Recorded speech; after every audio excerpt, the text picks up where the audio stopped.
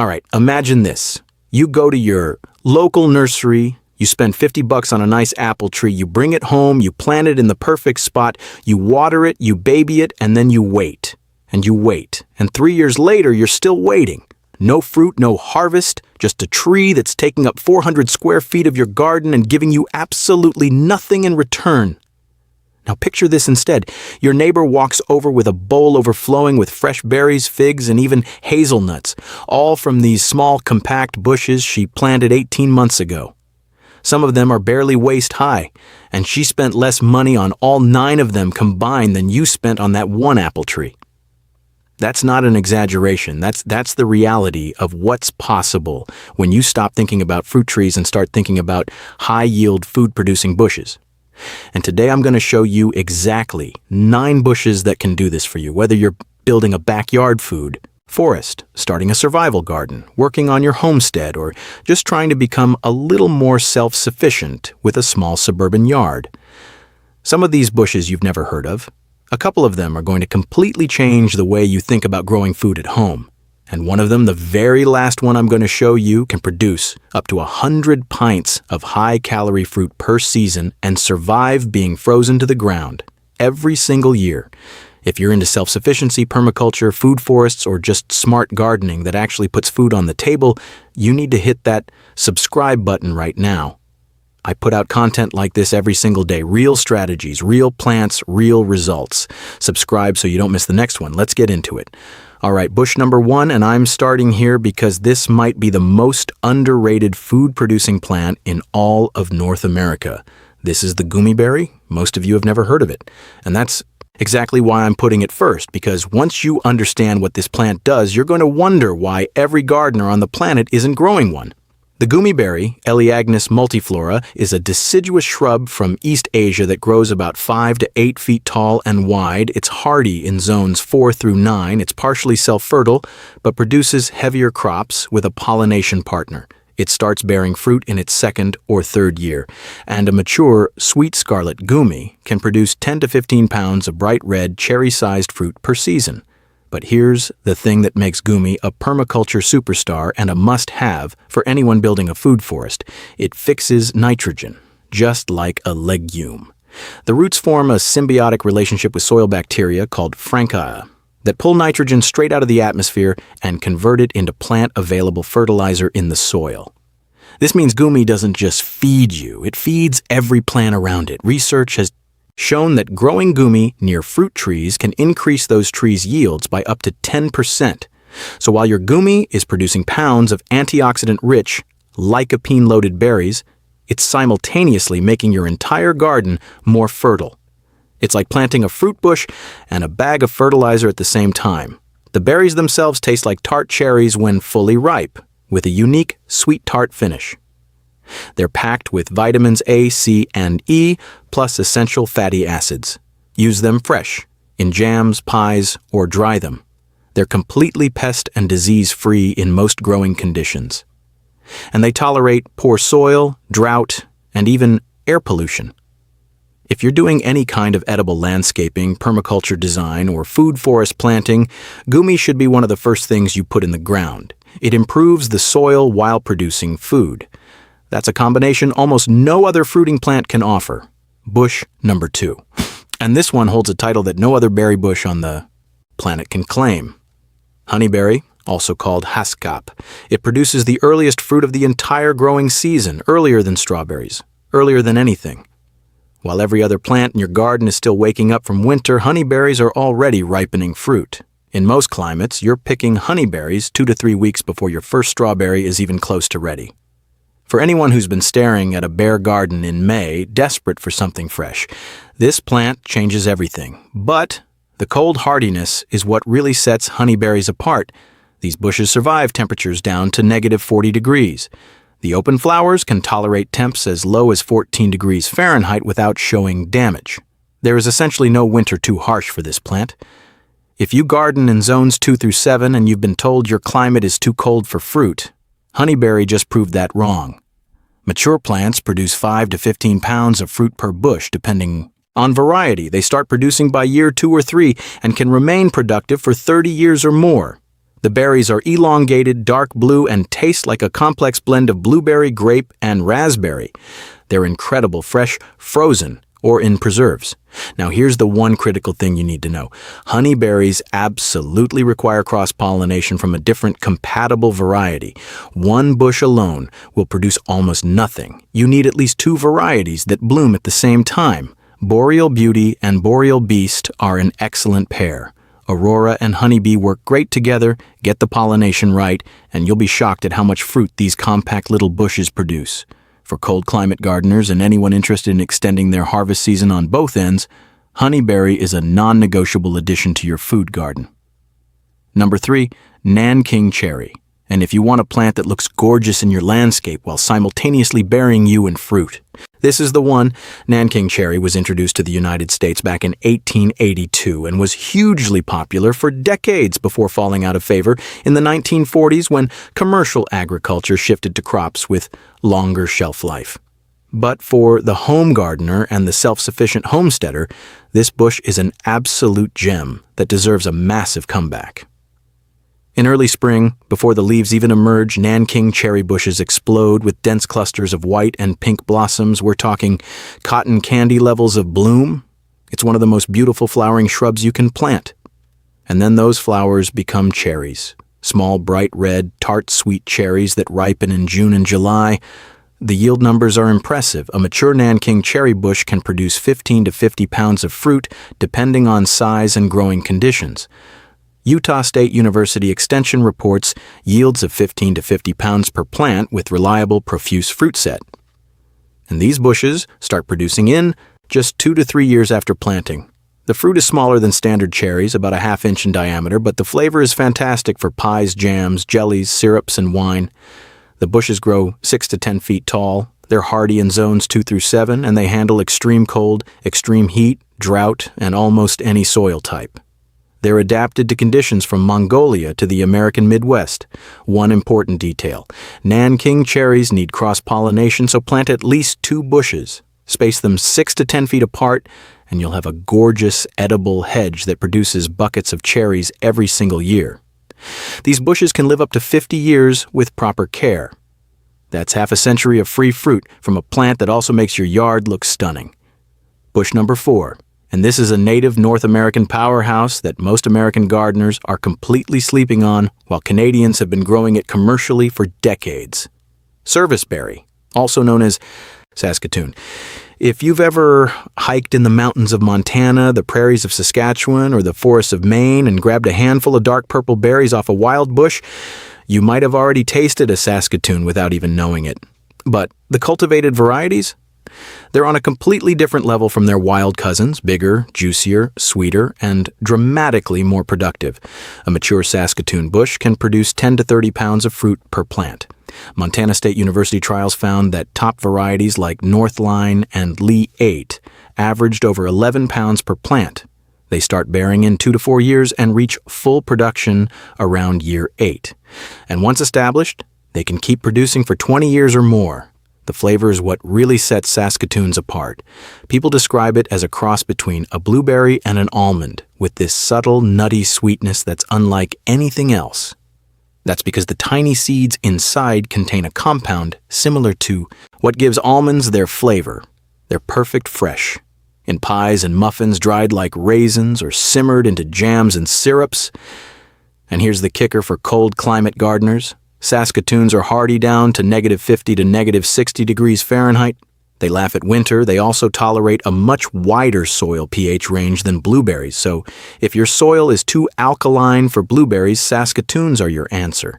Self-fertile, low-maintenance, native, and incredibly productive. Grow them as a hedge, a specimen shrub, or even as a small tree form. They have stunning white spring flowers and brilliant orange fall foliage. Your neighbors will think you planted expensive ornamentals. They don't need to know you're harvesting 30 pounds of free fruit off them every summer. Number 5, jostaberry, pronounced jostaberry, and this is the plant that scientists literally engineered to be the perfect berry bush. A jostaberry is a hybrid cross between a black currant and a gooseberry developed in Germany. The idea was simple. Take the huge yields and rich flavor of black currants, combine them with the size and versatility of gooseberries, and remove the thorns and disease problems of both. And they nailed it. Jostaberries produce large, jet-black berries about the size of a small grape, with a sweet tart flavor that's richer than either parent. A mature bush yields 10 to 20 pounds of fruit per season. They're self-fertile, so you only need one plant, though planting a few together improves yields. They start bearing in 1 to 2 years after planting and reach full production in about 5 years. But here's what makes jostaberry a game changer for anyone who struggled with other berry bushes. They're thornless, completely thornless. If you've ever bled your way through a gooseberry harvest, you understand what a massive deal that is. They're also highly resistant to the diseases that plague their parent species, including powdery mildew, leaf spot, and white pine blister rust. The bushes grow 3 to 6 feet tall, are hardy down to -40 degrees, and thrive in full sun to partial shade. The berries are loaded with vitamin C and make incredible jams, jellies, pies, and wine. They also freeze beautifully. If you love the idea of growing currants or gooseberries, but you've been put off by the thorns, the diseases, or the fussy growing requirements, jostaberry gives you all the benefits with none of the headaches. It's the best traits of 2 great plants combined into one bulletproof bush. Bush number 6. And this one is going to surprise a lot of people because most gardeners don't think of it as a food plant. Rosa rugosa, the rugosa rose. When most people hear rose, they think ornamental, something pretty to look at. But Rosa rugosa is one of the most nutritionally powerful food plants you can grow in your yard, and almost nobody is taking advantage of it. The secret is in the hips, after the petals fall in late. Summer and early fall, Rosa rugosa produces massive rose hips, some of them 4 to 5 times larger than other rose species. And those hips are one of the richest natural sources of vitamin C on the planet. We're talking 20 to 40 times more vitamin C per weight than oranges. Some research on Rosa rugosa specifically found it had the highest vitamin C content of all rose species tested. But it's not just vitamin C. Rose hips contain beta-carotene, lycopene, flavonoids, essential fatty acids, and powerful anti-inflammatory compounds. During World War II, Britain organized massive rose hip harvesting campaigns to make vitamin C syrup because citrus imports were cut off. This is literally a survival food with centuries of documented medicinal use. Rosa rugosa grows as a dense, thorny shrub 4 to 6 feet tall. It's incredibly tough, tolerating salt spray, sandy soil, wind, cold down to zone 2, and complete neglect. It spreads by suckers and can form a dense, impenetrable hedge that doubles as a security barrier. Try breaking into a yard surrounded by rugosa roses. It's not happening. The beautiful pink or white flowers are fragrant and edible. The petals can be used in teas, salads, and rose water. Then the hips come in fall. Harvest them after the first frost when they're bright red and slightly soft. Dry them for tea, simmer them into syrup, process them into jam, or grind them into powder as a daily vitamin C supplement. A food-producing hedge that's gorgeous, smells amazing, provides vitamin C all winter long, and keeps intruders out of your yard? That's the definition of a multifunction permaculture plant. Bush number 7. And if you've been buying these at the health food store for $15 a bag, you are going to love this. Goji berry. Goji berries are one of the most expensive superfoods you can buy. Dried goji berries retail for anywhere from $15 to $30 per pound at most health food stores. And the entire supplement. And superfood industry has made billions marketing them as this exotic, hard-to-get health food. But here's what they don't want you to know. Goji berries grow on a bush that thrives in your backyard, even in poor soil, even with almost no care. The goji berry bush, Lasium barbarum, is a deciduous, woody shrub that grows 5 to 8 feet tall. It's hardy in zones 3 through 10, which covers almost the entire continental United States. It tolerates drought, poor soil, alkaline conditions, and partial shade. A mature plant produces 2 to 6 pounds of berries per season starting in its 2nd or 3rd year. Now, 2 to 6 pounds might sound modest compared to some of the other bushes on this list, but consider the value. At even $10 a pound for dried goji berries, those 6 pounds represent serious savings, and fresh goji berries, which you basically cannot buy in stores, are far superior in flavor and nutrition to the dried ones. Goji berries are packed with antioxidants, amino acids, vitamin A, vitamin C, iron, and zinc. Traditional Chinese medicine has used them for thousands of years. The fresh berries taste like a mild, slightly sweet tomato with berry notes. You can eat them fresh, dry them, add them to smoothies, trail mixes, oatmeal, or brew them as tea. One pro tip: goji bushes produce fruit on new growth, so they benefit from annual pruning. They also send out runners and can spread, so give them some space or use a root barrier. The leaves are edible too, making nutritious tea and greens, so you get food from the berries and the foliage. For anyone building a survival garden or trying to grow the most nutrient-dense food possible per square foot, goji is essential. Bush number 8. And this one is fundamentally different from everything else on this list because it doesn't produce fruit. It produces fat and protein, hazelnut in bush form. If you're serious about food self-sufficiency, you need to think beyond berries and fruit. You need calorie-dense, shelf-stable, nutrient-rich food that stores for months without refrigeration. And in the entire world of backyard food production, almost nothing fits that description better than hazelnuts. Hazelnuts are 18% protein and 60% healthy monounsaturated fat. They're loaded with vitamin E, magnesium, iron, calcium, potassium, and B vitamins. They store for months in the shell at room temperature. You don't need to can them, freeze them, or dehydrate them. Just dry them and put them in a cool, dark place. That's it. Shelf-stable, calorie-dense food from your backyard. When grown in bush form, hazelnuts stay compact and manageable, typically 6 to 12 feet tall. Modern hybrid varieties bred for the eastern United States combine the large, flavorful nuts of European hazelnuts with the cold, hardiness, and disease resistance of American hazelnuts. Research from the University of Minnesota shows hybrid varieties producing 4 to 12 pounds of nuts per bush, with an average around 7 pounds. They start bearing in 3 to 5 years, and mature bushes can produce up to 20 pounds of nuts. An orchard can remain productive for 40 to 50 years. 4 or 5 hazelnut bushes along a property line, maintained as a hedge, could produce 40 to 100 pounds of high-protein, high-fat nuts every single year for decades. Hazelnuts do need cross-pollination, so plant at least 2 different varieties. Look for blight-resistant hybrids like Jefferson, Yamhill, or the newer Cornell and OSU releases.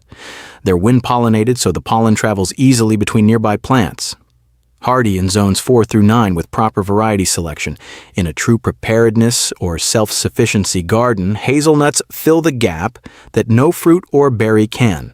They give you the calorie density and macronutrients of a major food crop from a bush you plant once and harvest for a lifetime.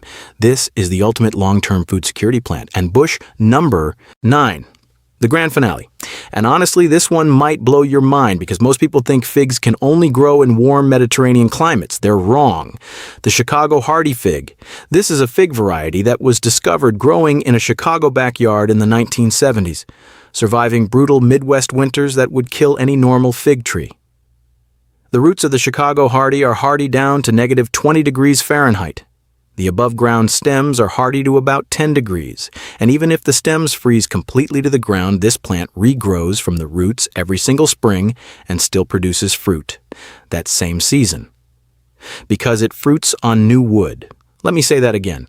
The plant can literally freeze to the ground, come back from its roots in spring, and give you a full harvest of ripe figs by late summer. In zones 6 through 10, it grows as a full multi-trunk bush or small tree, 10 to 15 feet tall. In zones 5, and even parts of zone 4 with protection, it can be grown as a dieback shrub that renews itself every year.